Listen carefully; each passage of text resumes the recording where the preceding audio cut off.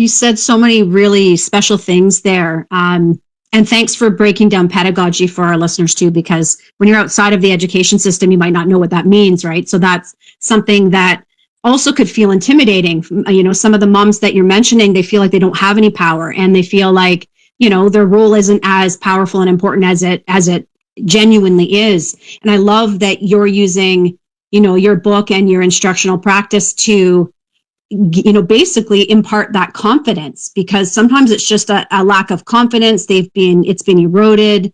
And it sounds like you've got a really very organized method for starting at a very young age. Like you said, even, you know, pre-birth, what mothers can do.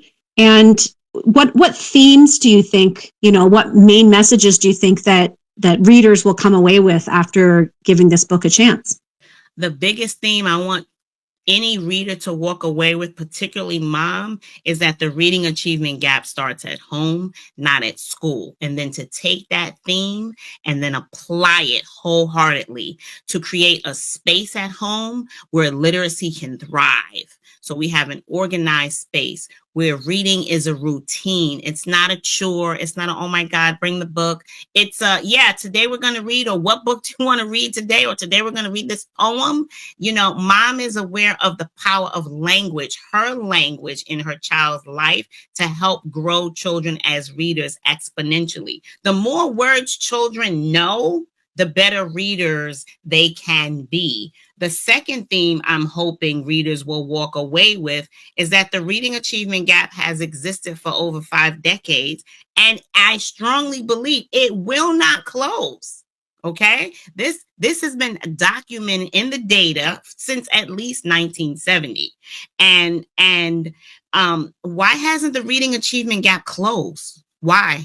And I strongly believe it's because we need mom involved, mom to be a real stakeholder. We consider mom a stakeholder, but do we really put her in a position where she's aware of the techno babble from education, and she's aware of what it means to develop phonemic awareness, to develop phonics at home, to develop fluency and vocabulary? We really have to empower mom, because she's a true partner. And if she were more aware of her power, I believe that she would take the knowledge. And that's why I wrote the book, to ensure that her child is not one of the children in what we call the bottom 1/3 in a classroom, or a child who's not on the promotion and doubt list. So what can we do to empower mom and make her more aware that this gap is dire and that we need her help? So in my book, I impart my wisdom so that mom can A, become aware, and then B, be proactive and get started, because we can't do it without her. Teachers need mom. The children need mom, and the nation needs mom to rise up. We need an army of tutors, and I believe we can get that army from helping mom understand her role in developing literacy skills.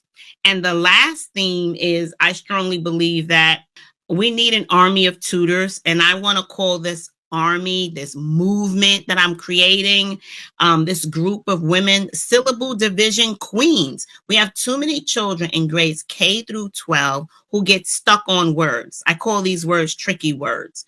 1-syllable words, 2-syllable words. Kids don't know how to decode these words.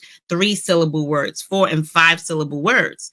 And so if we teach children the 6-syllable types and the patterns that are in words, and we empower mom and teach her, then what can we create together? I believe that we can create this army, this powerful army that can help eradicate the reading achievement gap.